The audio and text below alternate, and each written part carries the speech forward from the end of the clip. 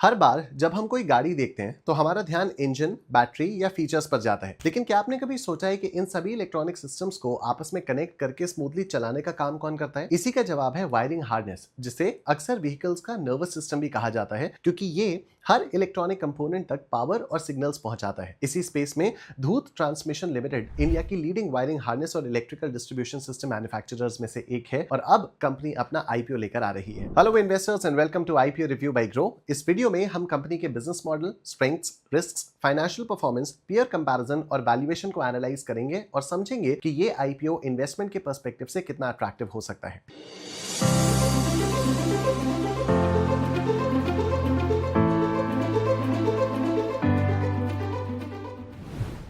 ये IPO fresh issue और offer for sale यानी ओएफएस दोनों का कॉम्बिनेशन है। कंपनी 1400 करोड़ रुपीस तक का फ्रेश इशू ला रही है और ओएफएस में लगभग 1.91 करोड़ शेयर्स बेचे जाएंगे, जिसकी वैल्यू 1666.88 करोड़ रुपीस है। ओएफएस के थ्रू रेज होने वाला अमाउंट सेलिंग शेयर होल्डर्स को मिलेगा, क्योंकि कंपनी को ओएफएस से कोई प्रोसीड्स नहीं मिलते। आईपीओ में एम्प्लॉइज के लिए भी 6 करोड़ रुपीस तक का रिजर्वेशन रखा गया है। आईपीओ सब्सक्रिप्शन के लिए मंडे 10 अगस्त 26 को ओपन होगा और वेडनेसडे 12 अगस्त 26 को क्लोज हो जाएगा। अलॉटमेंट 13 अगस्त 26 तक फाइनलाइज होगा और कंपनी के शेयर्स की लिस्टिंग 17 अगस्त 26 को हो सकती है। कंपनी ने आईपीओ के लिए 829 से 871 रुपीस पर शेयर का प्राइस बैंड सेट किया है। रिटेल इन्वेस्टर्स के लिए मिनिमम लॉट साइज 17 शेयर्स का है, जिसके हिसाब से अपर प्राइस बैंड पर मिनिमम इन्वेस्टमेंट 14,807 रुपीस होगा। रिटेल इन्वेस्टर्स के लिए ऑफर का 35% पोर्शन रिजर्व है। एम्प्लॉइज को 80 रुपीस पर शेयर का डिस्काउंट भी मिलेगा। आईपीओ के नेट प्रोसीड्स का यूज कंपनी अपनी बिजनेस रिक्वायरमेंट्स को सपोर्ट करने के लिए करेगी। इसमें से 464.8 करोड़ रुपीस का इस्तेमाल कंपनी की आउटस्टैंडिंग बोरोविंग्स के प्रीपेमेंट या रीपेमेंट के लिए होगा और 301.77 करोड़ रुपीस धूत ऑटो कंपोनेंट्स प्राइवेट लिमिटेड, धूत ऑटोमोटिव सिस्टम्स प्राइवेट लिमिटेड और धूत ट्रांसमिशन यूके लिमिटेड जैसी सब्सिडियरीज में इन्वेस्ट किया जाएगा उनकी आउटस्टैंडिंग बोरोविंग्स के रीपेमेंट या प्रीपेमेंट के लिए। इसके अलावा 150 करोड़ रुपीस का यूज झाझर, हरियाणा और होसूर, तमिलनाडु में नए wiring harness manufacturing plant setup करने के लिए होगा। बचे हुए अमाउंट का यूज अनआइडेंटिफाइड एक्विजिशंस के थ्रू इनऑर्गेनिक ग्रोथ फंडिंग और जनरल कॉर्पोरेट पर्पसेस के लिए किया जाएगा। धूत ट्रांसमिशन लिमिटेड इंडिया की लीडिंग इलेक्ट्रिकल और इलेक्ट्रॉनिक्स यानी E&E कंपनीज में से एक है। Company critical wiring harness design, engineering, manufacture और सप्लाई करती है, जो इलेक्ट्रॉनिक सेंसर्स और controllers, switches, terminals, connectors, junction boxes, high voltage interconnection systems और डेटा केबल्स को इंटीग्रेट करके एप्लीकेशन स्पेसिफिक आर्किटेक्चर्स डिलीवर करते हैं। कंपनी ऑटोमोटिव और नॉन ऑटोमोटिव दोनों एप्लीकेशन सर्व करती है, OEMs के स्ट्रिंजेंट परफॉर्मेंस, सेफ्टी और रिलायबिलिटी रिक्वायरमेंट्स को सपोर्ट करते हुए। इंडस्ट्री की पावर ट्रेन शिफ्ट को ध्यान में रखते हुए धूत ट्रांसमिशन इंटरनल कंबस्शन इंजन्स यानी ICE व्हीकल्स और इलेक्ट्रिक व्हीकल्स यानी EVs दोनों के लिए वायरिंग हार्नेसेस और इलेक्ट्रिकल डिस्ट्रीब्यूशन सिस्टम्स बनाती है। कंपनी के ऑफरिंग्स में बैटरी पैक्स, स्विचेस, सेंसर्स जैसे ABS सेंसर्स और लीन एंगल सेंसर्स, कंट्रोलर्स जैसे USB चार्जर्स और लाइट कंट्रोल मॉड्यूल्स और पावर सप्लाई कॉर्ड्स भी शामिल हैं। कंपनी साइड स्टैंड सेंसर्स और टेम्परेचर सेंसर्स जैसे नए प्रोडक्ट्स भी डेवलप कर रही है। धूत ट्रांसमिशन की प्रेजेंस काफी डाइवर्सिफाइड है। कंपनी सिर्फ 2 व्हीलर्स यानी 2W और 3 व्हीलर्स यानी 3W तक ही लिमिटेड नहीं है, बल्कि commercial vehicles, of highway vehicles यानी OHVs और फार्मिंग और इंडस्ट्रियल इक्विपमेंट सेगमेंट्स में भी अपनी स्ट्रॉन्ग प्रेजेंस रखती है। स्ट्रेंथ्स की बात करते हैं। Number 1, market leadership in 2W and 3W wiring harness. Company 2W और 3W वायरिंग हार्नेस सेगमेंट में इंडिया के सबसे बड़े मैन्युफैक्चरर्स में से एक है। कंपनी का प्रोडक्ट पोर्टफोलियो काफी एक्सटेंसिव और क्रिटिकल है, जिसकी वजह से कई लीडिंग OEMs के मल्टीपल व्हीकल मॉडल्स में इसके प्रोडक्ट्स यूज होते हैं। क्रिसिल रिपोर्ट के मुताबिक 2W सेगमेंट में कंपनी का मार्केट शेयर 37.58% है, जिससे ये इंडिया की टॉप 2 कंपनीज में शामिल है।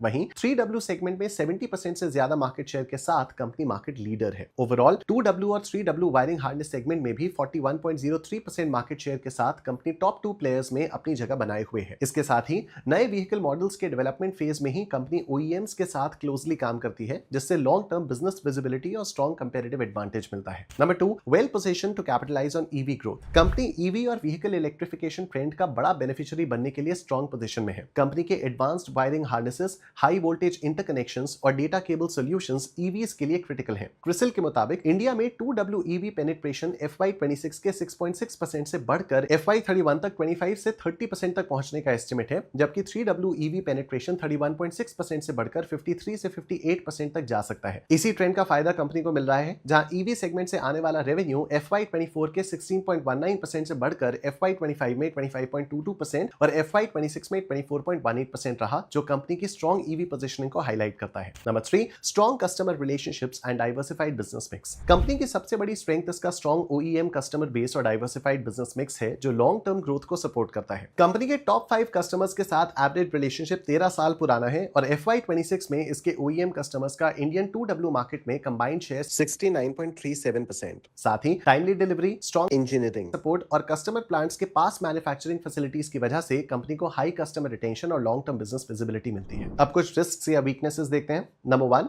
Dependence on wiring harness demand in 2W and 3W। Dhoot transmission अपनी रेवेन्यू की मेजॉरिटी हिस्सा 2 व्हीलर और 3 व्हीलर ऑटोमोटिव सेक्टर से जनरेट करती है, प्राइमरीली वायरिंग हार्नेस की सेल के थ्रू। FY26 में 2W सेक्टर से 65.47% और 3W सेक्टर से 12.86% रेवेन्यू आया, जबकि वायरिंग हार्नेस का कंट्रीब्यूशन 77.08% रहा। अगर इन सेक्टर्स में डिमांड, प्राइसिंग या टेक्नोलॉजी में कोई एडवर्स चेंज आता है तो कंपनी के बिजनेस और फाइनेंशियल कंडीशन पर सीधा असर पड़ सकता है। Number 2, customer concentration risk. दूध ट्रांसमिशन अपने टॉप 5 और टॉप 10 कस्टमर्स पर काफी डिपेंडेंट है। FY26 में टॉप 5 कस्टमर्स का कंट्रीब्यूशन 71.56% और टॉप 10 का 80.93% रहा, जो FY24 के 66.17% और 77.9% से बढ़ गया है। अगर कंपनी अपने की कस्टमर्स के साथ रिलेशनशिप्स मेंटेन नहीं कर पाती तो इसका एडवर्स इफेक्ट बिजनेस और कैश फ्लोज पर पड़ सकता है। Number 3, capital intensive business. Company का बिजनेस कैपिटल इंटेंसिव है और सब्सटैंशियल कैपिटल एक्सपेंडिचर की जरूरत पड़ती है। FY26 में नेट केपेक्स रेवेन्यू का 7.25% रहा, जो FY25 के 11.17% और FY24 के 9.73% से कम है। हालांकि केपेक्स इंटेंसिटी कम हुई है, लेकिन कंपनी को फ्यूचर में एडिशनल फाइनेंसिंग की जरूरत पड़ सकती है, जिसका एडवर्स इफेक्ट बिजनेस और फाइनेंशियल कंडीशन पर पड़ सकता है। Number 4, raw material price and availability risk. Company की प्रॉफिटेबिलिटी सब्सटैंशियली रॉ मटेरियल्स जैसे कॉपर, पॉलीमर्स और ब्रास की अवेलेबिलिटी और कॉस्ट पर डिपेंडेंट है।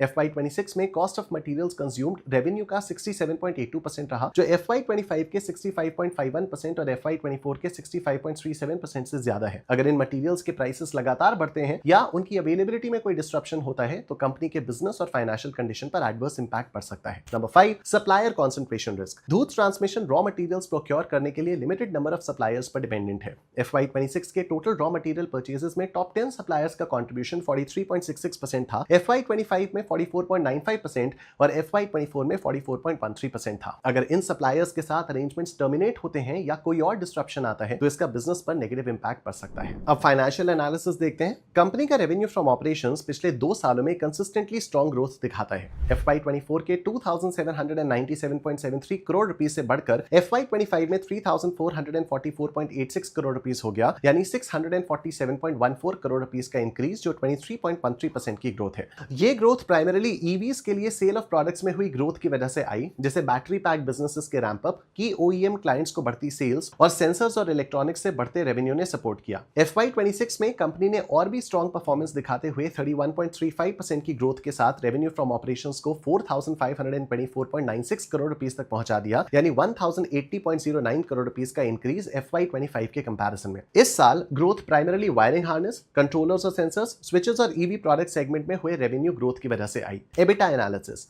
दूध ट्रांसमिशन का एबिटा FY24 के 512.4 करोड़ रुपीस से बढ़कर FY25 में 590.96 करोड़ रुपीस हो गया और FY26 में और स्ट्रॉन्ग होकर 710.99 करोड़ रुपीस तक पहुंच गया। लेकिन स्ट्रॉन्ग रेवेन्यू ग्रोथ और एब्सोल्यूट एबिटा में कंसिस्टेंट ग्रोथ के बावजूद एबिटा मार्जिन लगातार घट रहा है। FY24 के 18.31% से ये FY25 में 17.15% और FY26 में 15.71% रह गया। FY24 से FY25 के बीच मार्जिन कंप्रेस होने का सबसे बड़ा रीजन अदर एक्सपेंसेस का टोटल इनकम में शेयर बढ़ना था, जो 8.16% से बढ़कर 9.19% हो गया। अदर एक्सपेंसेस FY24 के 228.51 करोड़ रुपीस से बढ़कर FY25 में 319.13 करोड़ रुपीस हो गए। FY25 से FY26 में मार्जिन कंप्रेशन और भी ज्यादा हुआ, जिसका primary reason cost of materials consumed और चेंजेस इन इन्वेंटरीज का टोटल इनकम में शेयर 64.32% से बढ़कर 65.58% हो जाना था। इसके साथ अदर एक्सपेंसेस का शेयर भी 9.19% से बढ़कर 9.75% हो गया, जबकि इंप्लॉई बेनिफिट्स एक्सपेंसेस का शेयर 8.5% से घटकर 8.18% रह गया। ये रिडक्शन हालांकि मटेरियल और अदर कॉस्ट प्रेशर्स को ऑफसेट करने के लिए काफी नहीं था। Profit after tax. दूध ट्रांसमिशन का प्रॉफिट आफ्टर टैक्स FY24 के 298.75 करोड़ रुपीस से बढ़कर FY25 में 353.89 करोड़ रुपीस और FY26 में और बढ़कर 396.84 करोड़ रुपीस हो गया, यानी एब्सोल्यूट पैट में कंसिस्टेंट ग्रोथ दिखी, लेकिन पैट मार्जिन का ट्रेंड ऑपोजिट रहा। FY24 के 10.67% से ये FY25 में 8.19% और FY26 में 8.7% तक घट गया। इस मार्जिन कंप्रेशन का एक बड़ा हिस्सा तो एबिटा मार्जिन में हुई गिरावट से ही आया, जो हमने पिछले सेक्शन में देखा। इसके साथ फाइनेंस कॉस्ट भी एक कंट्रीब्यूटिंग फैक्टर रहे। ये FY24 के 49.47 करोड़ रुपीस से बढ़कर FY25 में 67.46 करोड़ रुपीस और FY26 में 91.24 करोड़ रुपीस हो गए, जिसकी वजह से टोटल इनकम में इनका शेयर भी 1.77% से बढ़कर 2% हो गया। पीयर कंपैरिजन देखें तो FY26 में धूत ट्रांसमिशन ने 4524.95 करोड़ रुपीस का रेवेन्यू फ्रॉम ऑपरेशंस रिपोर्ट किया है, जो सोना BLW प्रिसिशन फोर्जिंग्स के 4475.15 करोड़ रुपीस के काफी क्लोज है। इसके मुकाबले मिंडा कॉर्पोरेशन का revenue 6185.34 crore rupees, Motherson Sumi wiring का 11477.58 करोड़ रुपीस और ऊनो मिंडा का 19657.59 करोड़ रुपीस रहा। ये तीनों प्लेयर्स स्केल में धूत ट्रांसमिशन से काफी बड़े हैं। ग्रोथ के मामले में धूत ट्रांसमिशन पीयर सेट में सबसे आगे है। कंपनी ने FY26 में 31.35% की रेवेन्यू ग्रोथ दिखाई। इसके मुकाबले सोना BLW ने 25.9%, मदरसन सुमी वायरिंग ने 23.16%, मिंडा कॉर्पोरेशन ने 22.33% और ऊनो मिंडा ने 17.19% की ग्रोथ रिपोर्ट की। एबिटा मार्जिन की बात करें तो धूत ट्रांसमिशन का मार्जिन 15.71% रहा, जो मिंडा कॉर्पोरेशन के 11.66%, ऊनो मिंडा के 11.1% और मदरसन सुमी के 10.35% से बेहतर है। हालांकि सोना BLW के 24.73% ने इस मामले में धूत ट्रांसमिशन से काफी हायर मार्जिन डिलीवर किया है। अब आते हैं प्रॉफिटेबिलिटी पर, तो पैट मार्जिन 8.7% रहा, जो मिंडा कॉर्पोरेशन के 5.78% और मदरसन सुमी वायरिंग के 5.45% से बेहतर है। लेकिन ऊनो मिंडा के 18.6% और सोना BLW के 14.31% इस मेट्रिक पर धूत ट्रांसमिशन से काफी आगे हैं। और कैपिटल एफिशिएंसी में धूत ट्रांसमिशन का ROCE FY26 में 19.14% रहा, जो ऊनो मिंडा के 18.3% और सोना BLW के 15.4% से बेहतर है। हालांकि मिंडा कॉर्पोरेशन का 23.1% और खासकर मदरसन सुमी का 39% ROCE धूत ट्रांसमिशन से काफी ऊपर है। बैलेंस शीट पर्सपेक्टिव से देखें तो धूत ट्रांसमिशन का net debt to EBITDA -0.25 times है, यानी कंपनी नेट कैश पॉजिटिव पोजीशन में है। सोना BLW प्रिसिशन फोर्जिंग्स का भी -0.93 टाइम्स के साथ सिमिलर स्ट्रॉन्ग पोजीशन है। इसके मुकाबले मिंडा कॉर्पोरेशन का 1.2 टाइम्स, ऊनो मिंडा का 0.95 टाइम्स और मदरसन सुमी वायरिंग का 0.15 टाइम्स है, यानी इन तीनों पीयर्स के पास धूत ट्रांसमिशन के कंपैरिजन में ज्यादा लेवरेज है। ये इंडिकेट करता है कि कंपनी की बैलेंस शीट पीयर्स के कंपैरिजन में काफी कंजर्वेटिव है। लोअर लेवरेज की वजह से फाइनेंशियल रिस्क कम रहता है और फ्यूचर ग्रोथ या इकोनॉमिक स्लोडाउन के दौरान कंपनी रिलेटिवली बेटर पोजीशन में हो सकती है। ओवरऑल देखा जाए तो धूत ट्रांसमिशन अपने पीयर सेट में रेवेन्यू ग्रोथ के मामले में सबसे आगे है। एबिटा मार्जिन भी तीनों पीयर्स से बेहतर है और कंपनी एक net cash positive balance sheet के साथ सबसे कंजर्वेटिवली लेवरेज्ड प्लेयर्स में से एक है। हालांकि मदरसन सुमी कैपिटल एफिशिएंसी के मामले में धूत ट्रांसमिशन से काफी आगे। तो दोस्तों, धूत ट्रांसमिशन लिमिटेड ने पिछले कुछ सालों में स्ट्रॉन्ग रेवेन्यू और प्रॉफिट ग्रोथ दिखाई है। साथ ही कंपनी की market leadership, EV opportunity, long term OEM relationships और net cash positive balance sheet इसके की प्लस पॉइंट्स हैं। लेकिन इन्वेस्टर्स को कुछ इंपॉर्टेंट रिस्क्स भी इग्नोर नहीं करने चाहिए। कंपनी का बिजनेस अभी भी 2W और 3W वायरिंग हार्नेस सेगमेंट की OEM कस्टमर्स और रॉ मटेरियल प्राइसेस पर काफी डिपेंडेंट है। इसके अलावा रेवेन्यू और पैट बढ़ने के बावजूद एबिटा और पैट मार्जिन्स में लगातार प्रेशर भी देखने को मिला है। इसीलिए इन्वेस्टमेंट डिसीजन लेने से पहले सिर्फ ग्रोथ स्टोरी नहीं, बल्कि वैल्यूएशन, कंपैरेटिव पोजीशन और रिस्क फैक्टर्स को भी केयरफुली इवैल्यूएट करें। ये एनालिसिस सिर्फ एजुकेशनल पर्पसेस के लिए है। IPO में इन्वेस्ट करने से पहले RHP जरूर पढ़ें और अपने फाइनेंशियल एडवाइजर से कंसल्ट करें। अगर वीडियो हेल्पफुल लगी हो तो लाइक करें, सब्सक्राइब करें